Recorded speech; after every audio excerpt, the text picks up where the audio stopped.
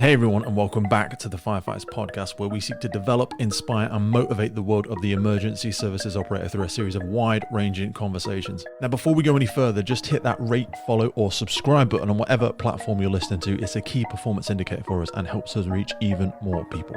Now, here's what we've got for you today. Hey everyone, and welcome back to the podcast. Today, we're going to be looking into the Scandinavian Journal of Trauma, Resuscitation, and Emergency Medicine. This is off the back of an episode we did with Tim Nutbeam about the Exit Project, which has wide implications to do with the way road traffic collisions are attended and dealt with by the UK Fire and Rescue Service. The specific study we're going to be looking at today was published on the 14th of January 2021, and it's a comparison of the demographics, injury patterns, and outcome data for patients injured in motor vehicle collisions who are trapped compared to those patients who are not. Today's episode was brought to you by our good friends at Wood Watches.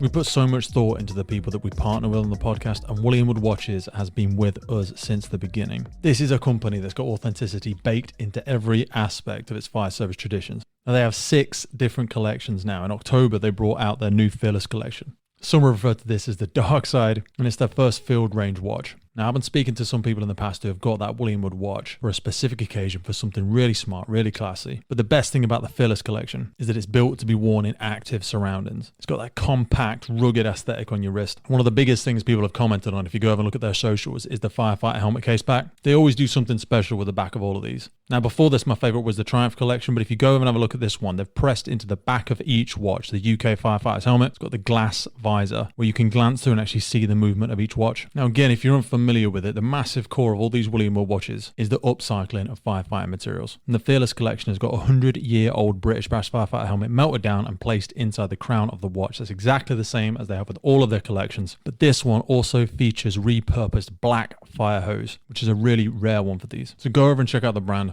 I myself went for the Valiant watch. I've had this for a couple of years now. Really nice. I've got it in the red strap, but I am also giving some serious consideration to the new Fearless collection. There's a whole range of payment options. Go over and take a look at them. Wood Watches, Johnny and the team are there to give you that experience. Whether you're thinking of a retirement gift, you got something special to celebrate, or you have just started your emergency services career, go over and check them out, WoodWatches.com. The best way to support the podcast is to support our sponsors, so please take a click in the notes below. Now back to the show.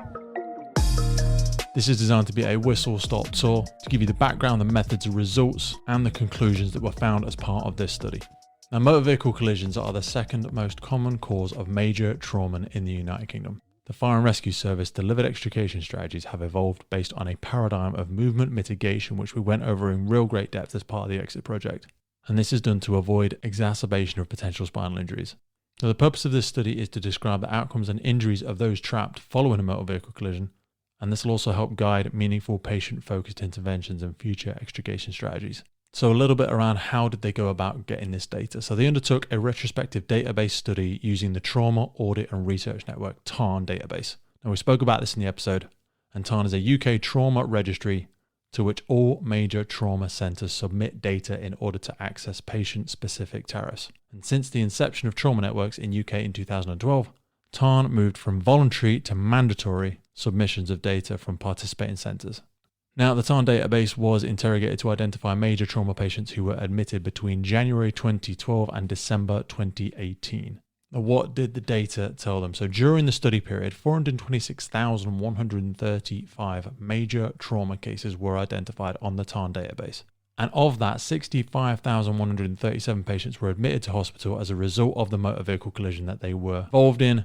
The median age of these eligible patients was 42 years of age, and 73% of them were male.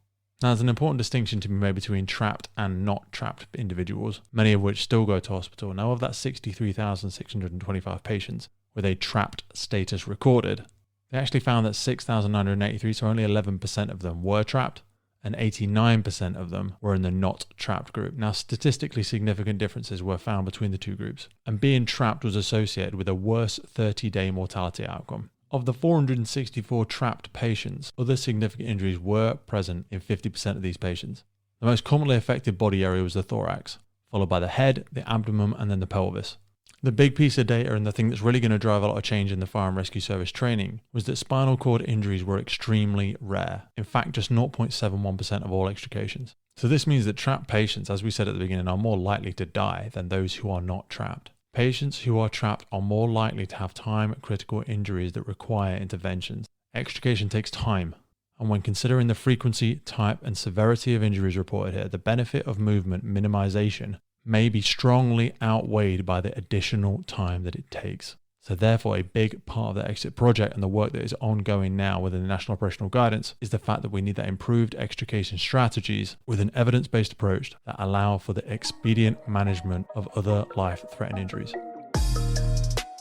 Now, before we finish, I do want to acknowledge and go through the fact that even though some of our methods and approaches may go through some changes, there will in fact still be a continuation of the National Operational Guidance, and the fact that the objectives, tactical priorities, and operational tactics are still 100% justified, 100% effective, and should still be considered and implemented when attending a road traffic collision. So firstly, let's look at those objectives. This can be found on the UK Fire and Rescue Service National Operational Guidance Scenarios under road traffic collision. And first and foremost, it is maintain the safety of all personnel, other responders, and the public. Next is to save life and reduce harm. And finally is to use appropriate methods and equipment to contain polluting materials to minimize their impact on the environment and promote community recovery and restore normal operations. Now, when we look at some of those tactical priorities, again, these will stand true. Firstly, we have establishing a safe working environment for personnel and other emergency responders. Now, the second piece, which is something that really got reinforced by Tim and the rest of the team, is to assign suitably trained personnel to carry out a structured casualty assessment and provide treatment in the absence of a medical responder. As the studies have shown, having that continued involvement and input from a primary casualty carer and having them as a continued point of contact for the individual in the entrapment shows a remarkable improvement on not only their experience but their recovery and their survivability. Next, we look at identifying the level and type of entrapment of the casualty. Include the condition and number of casualties in tactical plans for stabilizing and assessing the mode of transport. This next one is where we hit a little bit of grey ground in the fact of stabilizing casualties until resources or specialist teams are available to assist in extrication. Now, we should of course always be asking for that estimated time of arrival for our medical colleagues from the NHS, from the paramedics, who can give that higher level of care. However, I expect to see some change coming through on that as we empower our fire and rescue service responders to have an improved level of skill to be able to assess and determine the level and severity of the injury. Next on the list is to use an appropriate method to stabilize the object or casualty to prevent further injury from impalement or entrapment. And finally, gather information to develop a casualty-centered rescue plan. Next, as part of the operational tactic, we should deal with any immediate fire risk, provide the means for extinguishing it during the incident. Now, we all know that one, a fairly obvious one. It usually involves a hose reel to the furthest point of the incident. Second is consider relocating the mode of transport to improve rescue teams and personal safety before stabilization. This is something you see a lot in the UCO competition these days, whether it comes to lifting, moving, or winching a vehicle into a better position to improve that rescue time and allow our rescuers to work in a safer environment. Next is to make initial access to the mode of transport and consider performing a rapid rescue of the casualty if required. As has been heavily reinforced as part of the exit project, speed and efficiency should always be at the forefront of a casualty-centered rescue if it's safe to do so.